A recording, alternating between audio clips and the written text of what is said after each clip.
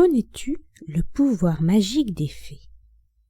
J'ai entendu dire qu'il existait un endroit où vivaient plein de fées différentes. Des fées joyeuses qui distribuent plein de rires.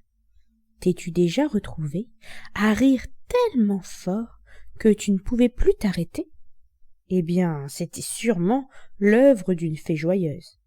Il y a aussi des fées farceuses. Elles me font beaucoup rire.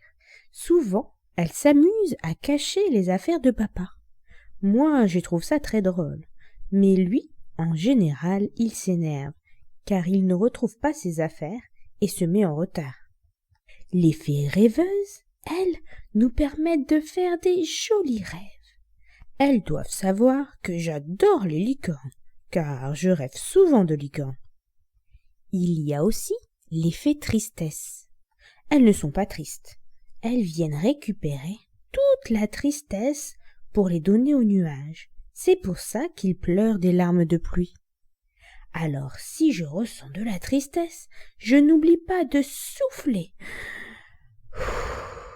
pour la faire partir et permettre aux fées de la récupérer. Oh, tu as peut-être déjà croisé des fées faux-folles. Elles passent souvent quand Tata vient à la maison.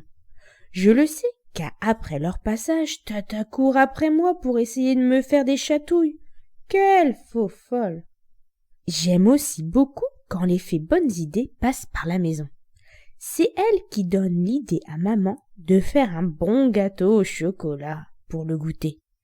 Ou encore l'idée à papa d'aller faire un tour au parc.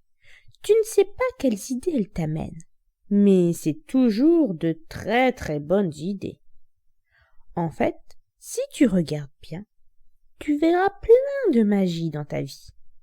Moi, j'aime croire que ce sont des fées qui amènent cette magie, mais je n'ai jamais vu une fée, en vrai de vrai. Elles sont douées pour se cacher.